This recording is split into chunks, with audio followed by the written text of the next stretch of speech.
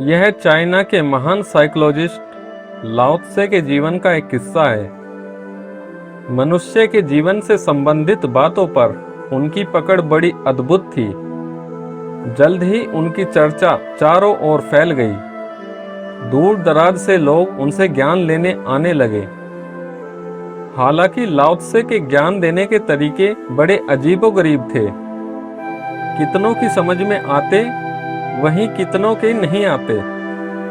पर चाहे जो हो, उनकी ख्याति चारों ओर फैलती ही जा रही थी। धीरे धीरे उनके ज्ञान की चर्चा राजा तक भी पहुंची। राजा ने सोचा, जब इतने महान सन्यासी हैं और उनसे पूरा राज्य लाभ ले रहा है, तो मैं यह मौका क्यों छोड़ूं। बस एक दिन अपने लाव लश्कर के साथ वह भी लाओ त्से के द्वार पर जा पहुंचे। उस समय वे अपने बगीचे में गड्ढा खोद रहे थे।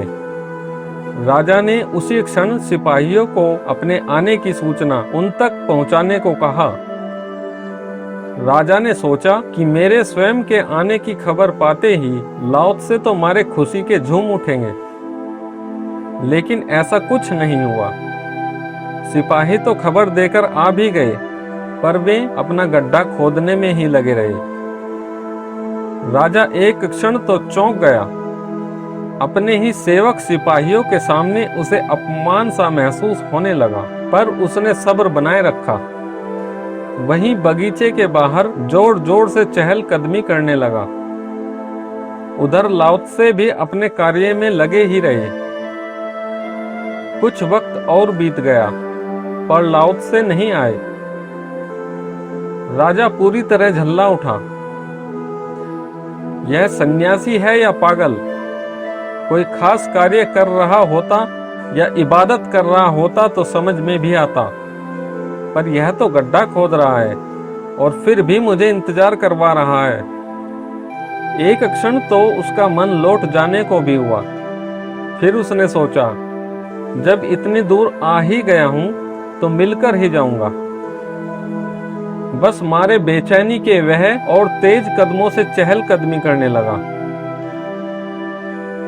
उधर लाओ त्से भी पक्के सन्यासी थे।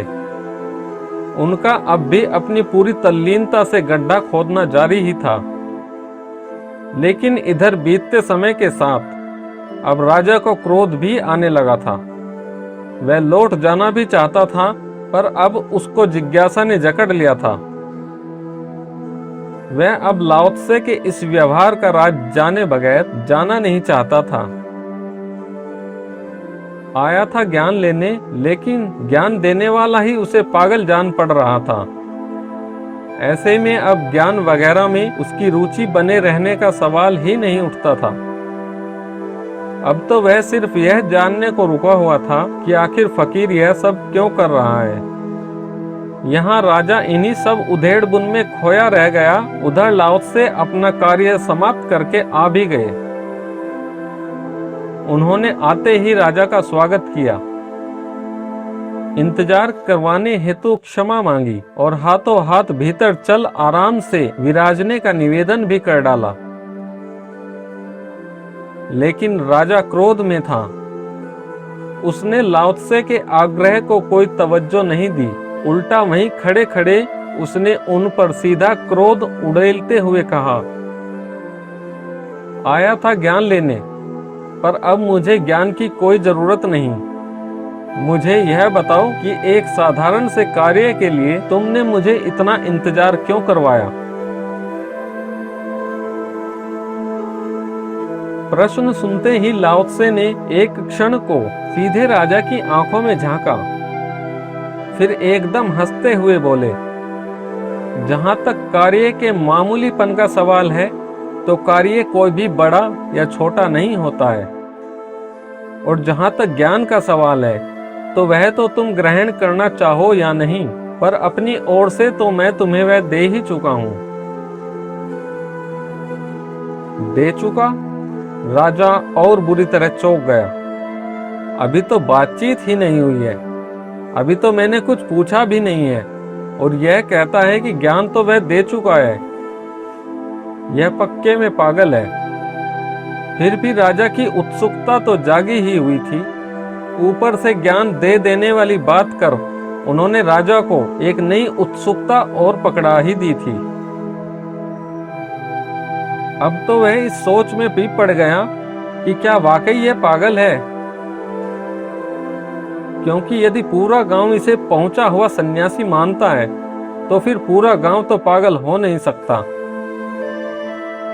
वैसे हो भी सकता है, मनुष्यों का क्या भरोसा, इसलिए फैसला तो करके ही जाना है। लाओ त्से पागल है या गांव वाले, या दोनों, या फिर कोई नहीं। इसलिए बस इस उधेड़ बुन से निकलने के लिए अब की उसने बड़ी संजीदगी से उस सन्यासी से पूछा, बताइए आपने क्या ज्ञान दिया?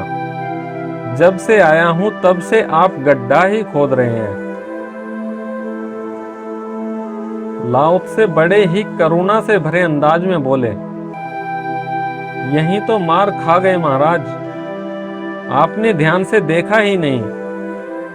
दरअसल मैं गड्ढा खोद नहीं रहा था, बल्कि उस दौरान गड्ढा खोदने की क्रिया में इतना खोया हुआ था कि मुझे खुद का कोई पता ही नहीं था। जीवन में ऐसी तल्लीनता व ऐसी दीवानगी को छोड़ और कुछ सीखने लायक है ही नहीं। कहानी का सार, यदि आप जीवन में बड़ी सफलता चाहते हैं तो कार्य व क्रिया का संबंध अच्छे से समझ लीजिए।